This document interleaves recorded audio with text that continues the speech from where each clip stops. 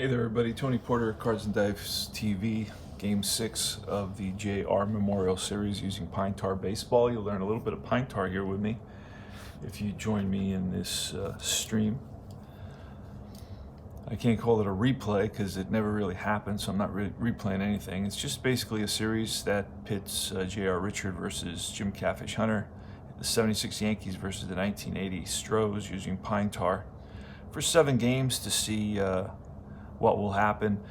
The Yanks got off to a pretty impressive start right off the bat when they took a 2-0 lead in the series, but the Astros, going back to the Astrodome in Houston, were able to come right back, and they've taken a 3-2 lead in the series. So we're down to our last 2 games. This series will go 7 games unless the Astros win it today. So the Yanks with their backs up against the wall. Let's see what happens. It is J.R. Richard versus Jim Catfish Hunter. On paper, of course, Richard has the advantage. And quickly the lineups for the Astros: Poole, Walling, and Cedeno. The left fielders: Cruz batting 4th, then it's Morgan and Cabell.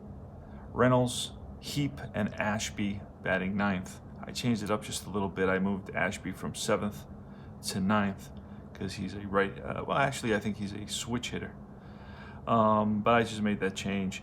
Then for the Yankees, it's going to be Rivers, White, Munson, Chambliss, May, Carlos May from the White Sox, and Nettles, and then Gamble, Oscar Gamble, Randolph, and Jim Mason.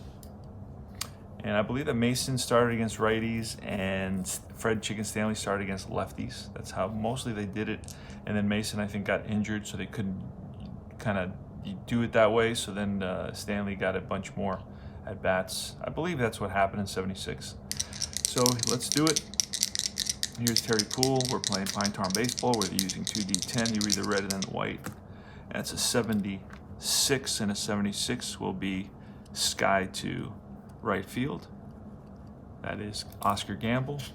Squeeze it for the out. 1 away. We are underway.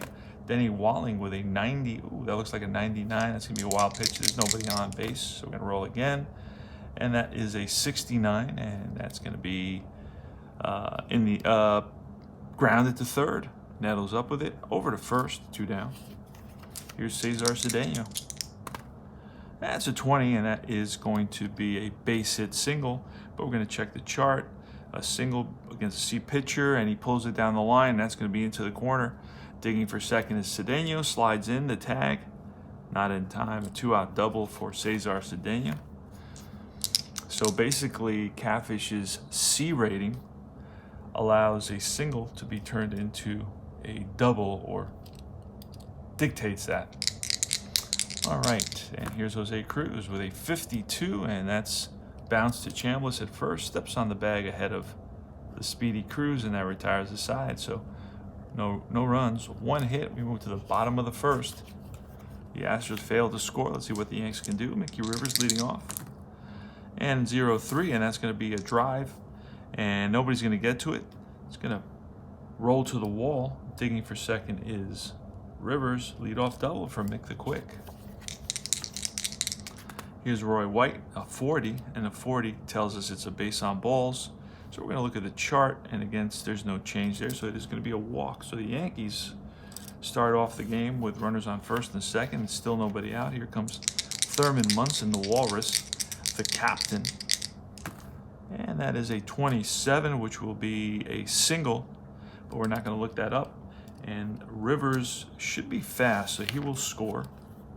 He is fast, so he will score, and White is a medium, and he will stop at second. And that has to do with the roll here. So an RBI single, and the Yanks take a 1-0 lead. They got runners on first and second for Chris Chambliss. Chris Chambliss hit that big home run in '76 against Mark Littell to send the Yankees to the World Series. And here's a pitch, and that's a 43, and that will be bounced to the first baseman. Ooh, it just misses being it is going to be a fielder's choice, though. So it's going to go 3-6. Chambliss is on at first. Going to third is White. So you got first and third now with 1 out. And the Astros playing back for the double play. Here's Carlos May, a 78, which will be a fly to right. We're going to try to score on that. 65 or less, sacrifice fly. So tagging up is White, and it's hit to Pool, and it's going to be a sacrifice fly.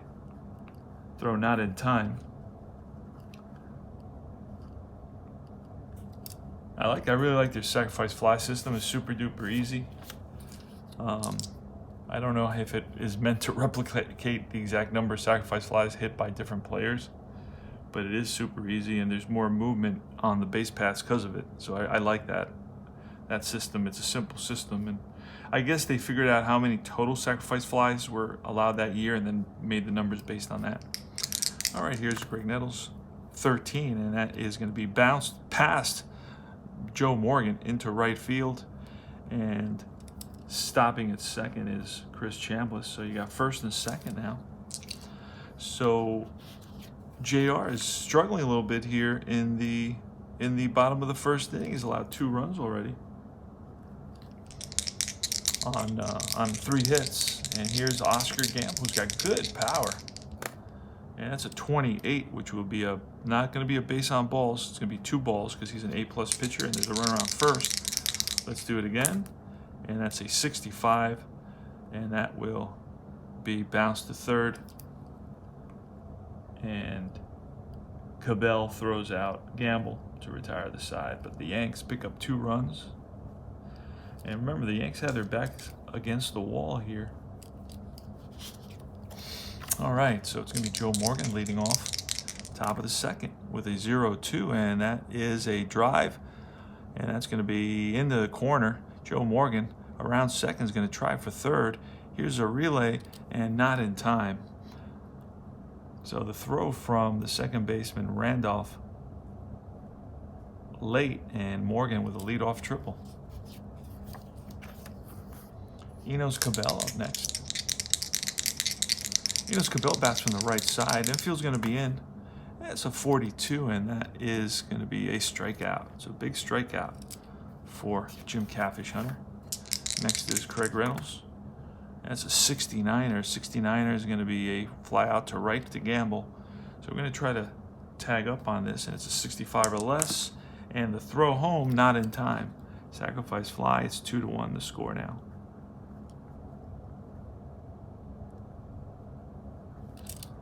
So Craig Reynolds with a sac fly, and Danny Heat bats from the left side.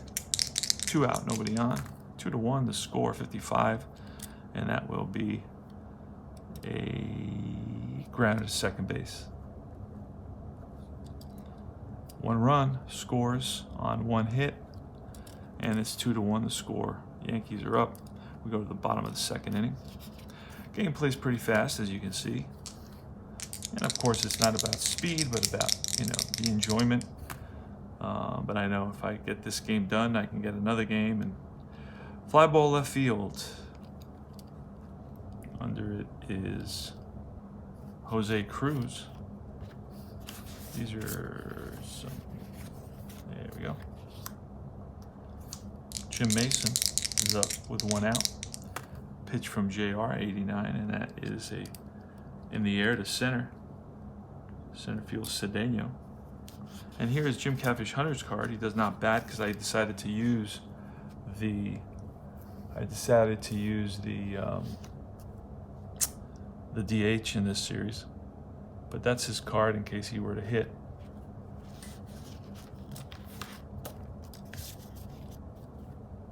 Mick the Quick up with 2 out, nobody on. The pitch, it's a 93, and that is fly to left.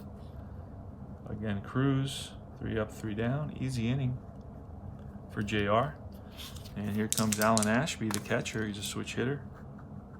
15, and that's going to be a base hit single, and a single, as you know, against a C pitcher turns into a double. So Ashby trying for 2, and the throw not in time. So it's a leadoff double for Alan Ashby. Tying run is now at second base. Here's Terry Poole. And it's a 12, and that's going to be a ground ball and through into right field for a base hit. Ashby will, he will score. He is, I believe he's an M. Let's double check that. He is an M, and he will be waved around. Here's a throw to the plate. Not in time. The game is tied at 2 apiece. Big RBI single for Terry Poole.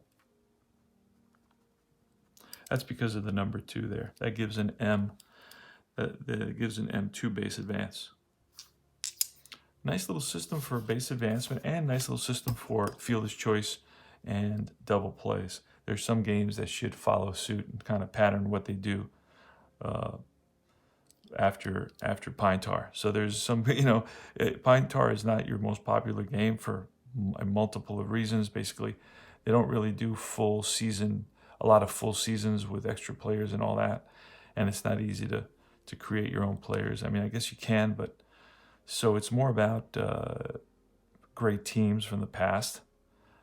But it's a nifty little system with pretty easy to follow, instinctual aspects of it on some of these charts. They're pretty easy to understand, and you do get, like a friend of mine said, you do, after you play it enough times, certain things become second nature. I still struggle with a couple things here and there, but slowly but surely I'll learn them. That's a 77, and I know that Hunter has I remember that he has a strikeout at 77.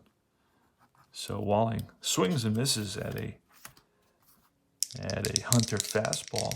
So runner on first. Here's Cesar Cedeno. The pitch is an 18, and that's going to be a bouncer past the shortstop, Mason. And that 8 would allow Poole to go to third. So you're going to get first and third here with only 1 out. So Hunter is struggling a little bit again. I mean, he's struggling most of these games. If you look back at the box scores, you'll see. So he is a C, whereas JR has been more effective and has pitched, more consistently because he's an A+. So, it does make sense. And that's a 0-8. That should be another base hit, and it is. That'll score a run.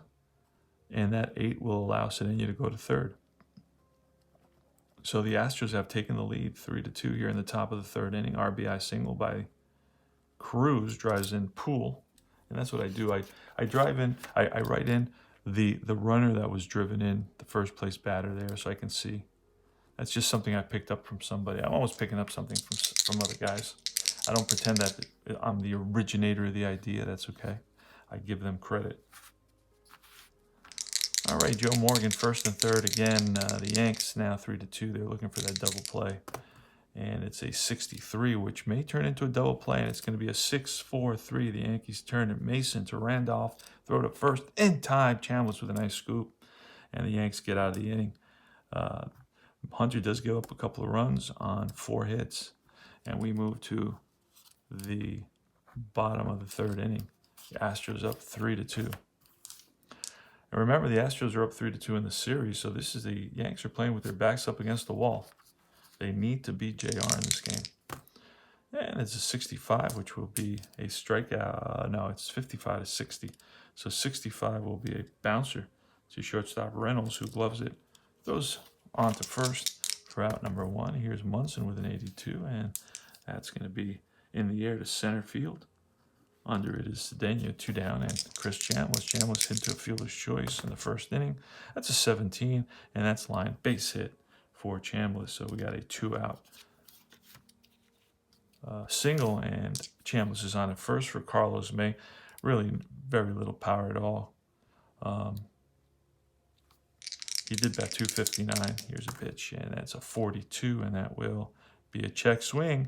And they check with a third base umpire, and he rings him up, and Carlos May does not like that at all. Not happy. So no runs. 1 hit, 1 left. We move to the top of the 4th inning. That's a 55, and that will be a strikeout. Cabell. No, that's not against Hunter. That will be a 55. Will be a ground out to shortstop. 1 down. I thought I was flipped. My brain was flipped. Reynolds now. Here's the pitch from Hunter at 52, and that is bounced to short again. Jim Mason fires and gets Reynolds by half a step. And here is Danny Heap with a 17, and that's line base hit. 2-out single for Heap, bringing up Alan Ashby, who doubled in his only at bat of the game, and he's going to get a drive here, and that's going to fall in there into the right field corner, and played by Gamble. And Heap will stop at a 6. 0-6. Let me see. Base hit is a 6. Is an extra 2 bases. He will score. Gamble. Heap will score on an RBI, a 2-out RBI double by Ashby. And the way it works is basically, from what I understand, is you get the 2 would signify 2 bases beyond the hit. He would have gotten 1 base automatically, so he would get 1 in addition to that. So he would move 2 bases from where he is. No, 2 bases from where the hit is. In other words, if it's a double, he gets to score, and so on that. If it's a 1 base, then he would have stopped at third. If I would have rolled an odd number, he would have stopped at third. So here's Terry, which makes perfect sense. That's a 45, and we will be checking the strikeout. And the strikeout is going to become a C pitcher is going to remain a strikeout, and that ends the inning. But the Astros pick up another run, and they lead it 4-2 here. So it's looking grimmer and grimmer for the Bombers here in the Bronx. That's 1 run on 2 hits. We go to the bottom of the 4th. The Yanks need to get their offense going. Here's Greg Nettles starting it off. He singled, and it's a 75, which will be a ground ball to third base. Cabell, long throw, and gets Nettles. Gamble is next with a 37, and that will be a swing and a miss for a strikeout for J.R. Richard, his 2nd of the day. And here's Willie Randolph. So a 47, and that is bounced to second base. Morgan throws out Randolph, and that retires the side. Now remember, Randolph was picked up in a trade with the Pittsburgh Pirates in 1976, went on to have a long career as a Yankee starting second baseman. So what a trade that was. They traded Doc Medich for Doc Ellis and Willie Randolph. Here's Denny Walling starting off the top of the 5th. 4-2 Astros. Jim Catfish Hunter versus J.R. Richard. And Denny Walling stands deep in the box. He swings from the left side. Here's the pitch from Catfish. That's a 20, and that's going to be a base on balls. And that may get switched, and it is. It's going to be a ground ball up the middle and through into center field for a base hit. Oh, and we don't want that to happen. Let's see if we can reach it. We may need something to reach it. Try not to make the old man noise when going after this guy. All right, that was a foul ball, a souvenir for a lucky fan. Then Cesar Cedeno, but I was looking to see if I could steal a base. -1 for Munson, so it's a 55. So there goes Walling, and he's a D. Wait. 7th inning or later, so I can't do that. So I'm going to use this 67 for the roll. It's 67. It's bounced to third, and with a runner at first, it's going to be a fielder's choice. So it's Nettles goes to second for 1, back to first, not in time. Cedeno's on there. Now Cedeno is an A. He can steal anytime, twice per series. So he's going to go. It's going to be 74, and he is safe at second base. So Cedeno steals second. Got a runner in scoring position here for Cruz. And that's a 0-4, and that's a drive, and that's going to be over the center fielder's head. Scoring easily is Cedeno. Digging for second is Cruz, RBI double, and the 4 is a double, and the double will be, against a C pitcher. No, that's way back. And, no, 0-4. We don't check that. So it stays at a double, and it's an RBI double, and it's going to be 5-2 Stros. So Stros are running away with it a little bit. If Hunter gives up one more run, we're going to pull him. And that will be, drives in the third place batter there with the RBI circle. And here comes Morgan. Pitch to Morgan, it's an 81, and that is fly out center field for out number 2. 2 down. Right there is Rivers. And here's Enos Cabell. Pitch from Hunter. Checks in with Munson for the sign. He sets, looks over at second. And here it is. It's a 53, and that is right back to Hunter. Hunter fields his position, and that retires the side. So 1 run on 2 hits. Remember, Hunter was not as dominant as he had been in previous years. This was probably his least dominant year, and it was a precursor to things that were going to get progressively worse, particularly the injuries, the onset of a whole series of years where he faces injuries and only pitches partially. So this is the last year that Hunter actually, has a full season of pitching under his belt, and he already starts, losing some of the effectiveness, and it shows in the higher ERA. So we go to Jim Mason here, leading off the bottom of the 5th for the Yankees. The Yankees are trailing 5-2 in this 6th game of a best of 7, and the Yanks find themselves down 3-2. So they have their backs against the wall here. They need to score some runs and get back into this game, but that role is not going to do it for them. It's going to be bounced to the shortstop Reynolds, and Reynolds over to first gets Mason for out number 1 here in the bottom of the 5th. So JR has settled down. He got off to a bumpy start, as you can see. Gave up a couple of runs in the first, but after that, he's really come around, and that's going to be an 18, and that is a base hit for Rivers. He slaps one to left field, and he's on at first with a single. And here's Roy White, the pitch from JR. It's a 92, and that is lifted to center field. That is Cesar Cedeno drifting over, and he squeezes it for out number 2. And here's Thurman Munson. Pitch to Munson is a 37, and that's a swing and a miss, strike 3, and that is JR's 3rd strikeout of the day. So, no runs, 1 hit, 1 left. We move to the top of the 6th inning in our JR Memorial Series. And it is Craig Reynolds. Here's the pitch, and that's a 12, and that is going to be a base hit. So, Reynolds pushes one up the middle into center field. He's on at first, and Danny Heap is up next with a 64, and that is a ground ball to short, and that will be a fielder's choice, Mason to Randolph.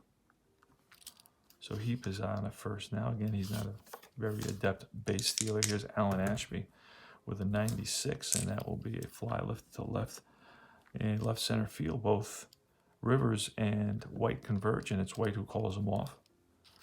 So it's the top of the order. Terry Poole, and that's a 60. And that will be a bouncer to short. Easy pickings for Mason. That retires the side, so no runs. 1 hit, 1 left. We move to the bottom of the 6th. 5-2, Astros, Chris Chambliss, Carlos May, and Greg Nettles against J.R. Richard. That's a 0-9, and that's the line base hit for Chambliss. That's his 2nd hit of the day. Chambliss is on at first. Next up is Carlos May with a 73, and that's a fly to right towards the line, and Gamble gets there. I'm sorry, not Gamble. Terry Poole gets there. Here's Nettles with a 28, and a 28 is going to be ball 4, but since he's an 8 pitcher, that's 2 balls.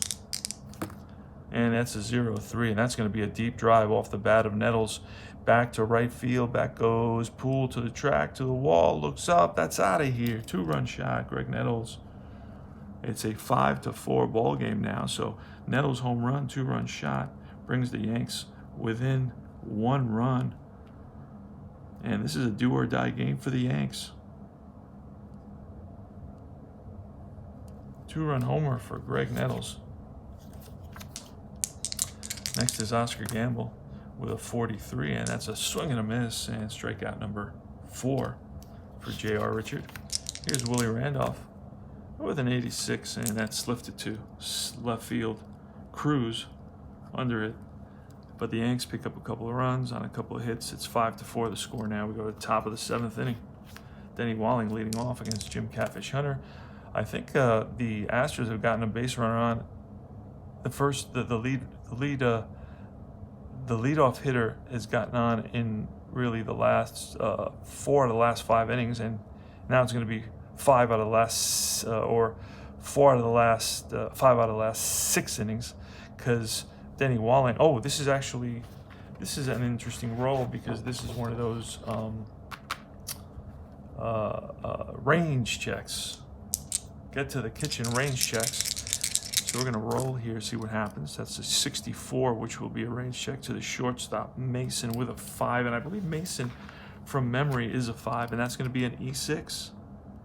Mason bobbles the ball, throws the first. The throw is offline, and Walling is on at first. And, all right, so Cesar Cedeno's up. And it's a 43, and a 43 is a strikeout. So Hunter reaches back for a little extra. And that's his 3rd strikeout. His 4th strikeout of the day. Up comes Jose Cruz. He bats from the left side. He hit 302 in 1980. You can get this team for free at Universal Baseball Association. And it's an 86. An 86 is a fly-out center field. Over is Rivers. Back to first goes Walling. Walling is 1 for 4 today, and here comes Joe Morgan, probably a Hall of Famer, probably one of the top second basemen in baseball history. Could do it all. In this season, he batted .243. I think this is more towards the twilight of his career. I don't know that he has really major standout years in the 80s. Mostly a 70s guy but he was always had a good on-base percentage, about .370 here in 1980. All right, so 2 out, 1 on, top of the 7th. That's a 48. That's going to be a swing. No, it's bounced to Chambliss at first, and that retires the side. No runs, no hits, an error, 1 left. And we move to the bottom of the 7th inning. Be right back. We're having a blast with this series. I don't know that it's the most popular series of games that I've ever played, but for those guys who are watching this series, I know that you're getting a kick out of it. We are in the bottom of the 7th inning, so it's a 7th inning stretch. I recommend you get out to those concessions before they shut down and grab your last brewski. And it's Mickey Rivers going to be, no, actually it's Jim Mason that I have here leading off the bottom of the 7th inning, and I'm going to bring up a pinch hitter. It's going to be the lefty. I have mostly righties on the bench. I'm going to bring in Locklear to pinch hit, and then it'll be Stanley to come in to play shortstop. So we are in the bottom of the 7th inning, and here comes Gene Locklear. Left. Now, Locklear batted .232. I don't go by that when I bring my pinch hitters. I just kind of I go by just switching it up, just trying to be realistic. All right, that's a 90, and that's going to be a fly out center field. That is Cedeno. So 1 down. I mean, if it's a guy that they use during the year, I'll use him regardless of how good he was. Just because when you're playing that season, you don't know that he's going to have a good year or a bad year. I don't want to play something with with a crystal ball where I know what's going to happen in the future. So I like to kind of use the guys that they normally used in games. Mickey Rivers with a 48, and that will be a bouncer to Walling at first, and he flips to the pitcher for out number 2. So the Yanks again are struggling, and here's Roy White with a 93, and that's a drive to left. Right there is Cruz, and that retires the side. So no runs, no hits, easy bottom of the 7th for Richard, and he's allowed a couple of runs. He can go 1 extra actually he's allowed 4 runs, so we're gonna have to pull him. So Richard's gonna get pulled, and we're gonna bring in let's see who we can bring in, have some fun with this. Sambito will come in for 1 inning, but I'll definitely bring in a guy named Vern Rule. So I'm gonna bring in Vern Rule, and Rule is a no change there. He's a 2-inning guy. He will be an away guy of an A+. So Vern Rule, obviously, had a pretty good season, and he's a righty. Okay, so it'll be Rule. So 7 innings for Richard, gave up 4 runs. And we move to the top of the 8th inning. It's going to be Cabell, Reynolds, and Heat, 29, and that's going to be a check, an error check. So let's flip this over. An error check there, and that is a 58. It tells us it's the shortstop. And Chicken Stanley now. Let's see what Fred Chicken Stanley's got at short. What his error rating is at short. The car, I really like these cards. I really like the Pine Tar cards. I think they're real easy to read. So at short, he's a 2. So he has a very low error rating. So he will make that play. It's going to be a 6-3. Bobbles it for a second, but then fires the first and gets Enos Cabell. Here's Reynolds now. Oh, and it's actually not a ground. You see, that's where I keep on making that mistake. It's a I think that one was a pop-up, so it should be a pop-up to shortstop. It doesn't matter. It's just I like to kind of follow the game till I learn it, and then I'll kind of. But it doesn't really, one way or another, it doesn't matter at all whether it's a pop-up or a ground out. I don't keep those stats anyway, but I just want to. All right, so that way you have a more fair distribution of out types, and it kind of makes it more realistic. Here's Reynolds with a 70, and that will be a fly to right field. Right there is Gamble, and here's Danny Heat. 2 out, nobody on, 52, and that is bounced to the second baseman Randolph. Sidearms it to first, and that retires a side. No runs, no hits. We go to the bottom of the 8th inning. It's going to be Thurman Munson leading off against Vern Rule. Here's the pitch with an 82, and that's going to be lifted in the air to center field. Center fielder Cedeno drifts over and gets under for out number 1. Chris Chambliss, who's 2 for 3 today. His first at bat was a fielder's choice, but after that he singled twice and scored a run. Here's a pitch, and that's a 74. That's a lifted to right field. Shallow right, so racing in is the right fielder Poole, and he calls for it for out number 2. Here comes Carlos May. Carlos May bats from the left side, and he batted 259 and 76. He was picked up from the White Sox. And here's a pitch. It's an 88, and that's going to be, I believe, a range check. Get to the kitchen. And but in this case, it's a little bit different, the range check, because it goes to the center fielder Cedeno, whatever that is. So we're going to check on Cedeno's range rating. And his range rating is an N, so I believe that N. Oh, actually, that N is a neutral, so there will be no change. So it's a fly out. So it's a ball that Cedeno runs down in center. No runs. So it wasn't a red N. It wasn't a negative. It was just a neutral. On this one, I believe that neutrals are also base hits, but on this one, there's a little bit of a difference there. So that's to distinguish, better fielders from not such good fielders and so forth. All right, so that's 3 up and 3 down for Vern Rule, and here comes Alan Ashby. Now we're gonna have to bring in a new pitcher because Hunter's gone his 8, and we're gonna bring in. Let's see who can do a little relief for us. Grant Jackson's gonna come in. Haven't used him in this series. Now this could be it for the Yanks. This could be the end of the series. It's the best of 7, and the Astros are up 3-2. So this is last, basically the bottom of the 9th will be last licks for the Yankees. Jackson will be facing the last batter, Ashby, and then the top of the order. And let's get some data on. No change there. He's got 2. He's a lefty, and at home he's an A+. All right, that's all really. And there's his card, just in case you wanted to see it. Grant Jackson. These are very nice, easy to read cards. That's one thing I really like about this game. And one reason I play it is because I really like this chart, the colors on this chart, and the simplicity of it. And then I really like how the cards are designed. They're a very nice design, and I really like how they use the colors. All right. So here goes. Here's Ashby. And it's a 59, and he's a lefty now, I believe. Correct. And that would be a bouncer to third for out number 1. Nettles makes the play on that.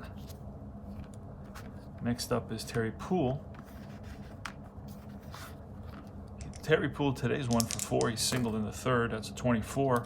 And that's going to be a base on ball. So it's a walk to Poole. And now Poole is a B base stealer. So now we can have some fun with that sort of thing. One time, once per series. Yes, so we're going to try to steal here. And there he goes. And he is out. So it's going to be a Walling is a lefty. It's going to be a 2-6 caught stealing. Munson throws out Poole.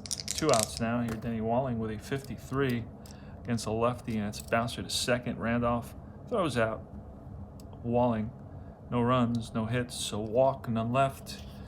We move to the bottom of the 9th. In a 5-4 game, the Astros are up 5-4. So can they hold on here? This is for the JR Memorial Cup, if you will. It's going to be Nettles, Gamble, and Randolph. We're going to bring in Joe Sambito here to finish it up. And I'll show you his card. Joe Sambito, he is at home, he is an A. Actually, they're away, so it's going to be a C. Right? So he will be a C there. But it is what it is. He is the main guy for them, so I like to play it that way. So Sambito comes in, and Sambito has some modifiers, 55 to 60, and then 77 become Ks. And that's it. So let's do it. Greg Nettles up. He bats from the left side against Sambito, and it's a 71, which will be a fly to right. Can of corn out there for Terry Poole. Gamble will bring in a pinch hitter. It's going to be Lou Piniella. So let's write that in. With pinch hit here, and here's the pitch. It's a 39, and that will be a strikeout. A swing and a miss by Piniella. He heads back to the bench, not happy. And here's Willie Randolph. So the Yanks are down to the last out. So if so, the Astros are on the verge of winning this series. And you expect it to be that way. I mean, J.R. Richard, an A+ pitcher, versus Hunter, a C pitcher, and they've kind of faced each other in every game. Hunter got off to a great start, and he won a couple of games, but J.R. Richard came back strong after that. And here's Willie Randolph, and that's a 27, which will be a base on balls. So that's a walk. So Randolph keeps the Yankee hopes alive, and we're going to bring in a pinch hitter here.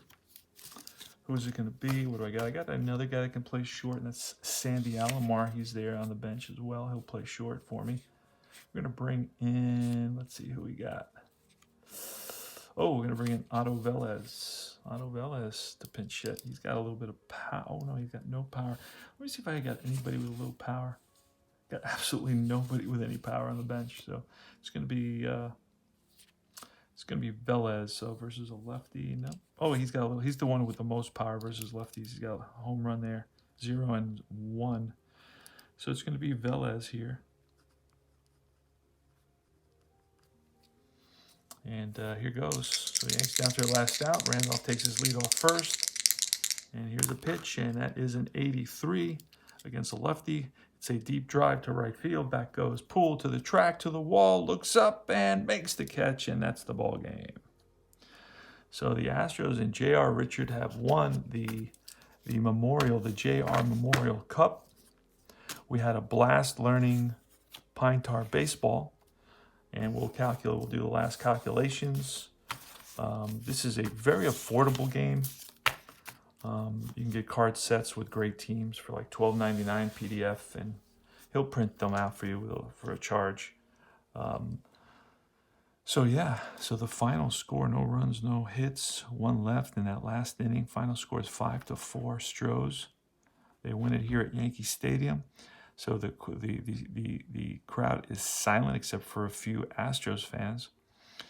And how many hits there? It's going to be 5, 9, 10, 11 hits. 11 hits for the Astros. And the Astros made no errors. The Yanks had 2, 3, 4, 7 hits, And they made, so far I have at least one error that they made. And that's it. They made one error. It was a shortstop error. So it's going to be the Astros with 5 runs, 11 hits, no errors. The Yanks with 4 runs, 7 hits, and 1 error. Big two-run homer by Greg Nettles in this game here. So that was really the only home run in the game. And I wanted to mention that. And that's about it. So the Yankees lose it. They're headed home. Hunter, made a valiant effort to hang in there with J.R. Richard. But J.R. Richard's card, let's just take a quick peek at that card. It was just too much for the Yanks and for Catfish Hunter to overcome. As you can see, he's an A+ at home. He's an A+ away, so he's extremely consistent, home or away, so he was never at a disadvantage. And he's rated extremely high. Then you have, of course, the modifier, which turns any of these outs into strikeouts. That was a big help. Then, of course, you have the pitcher modifier chart where for example, certain home runs become walks. Singles become strikeouts for A+ pitchers. Errors become strikeouts for A+ pitchers. So there's a lot of little advantages, and Richard, over the course of the whole series, really had that advantage. And that's it, pretty much. So I hope you enjoyed the presentation, and all I can say is the colors are great. They match those tri-colored uniform shirts that they had. Perfect colors. They hit them on the nose. You can get this set for free. You go to Baseball University Facebook group. It's Universal Baseball Association Facebook group, and in the file section you'll find these. Get yourself a chart. You can get those secondhand. And that's it. This is Tony Porter, Cards and Dice TV. Rip J.R. Richard. I hope you enjoyed our memorial. I'm going to try to do these when we lose somebody that really that strikes a chord with me. And that's all I can say is thanks for watching. Take care, guys.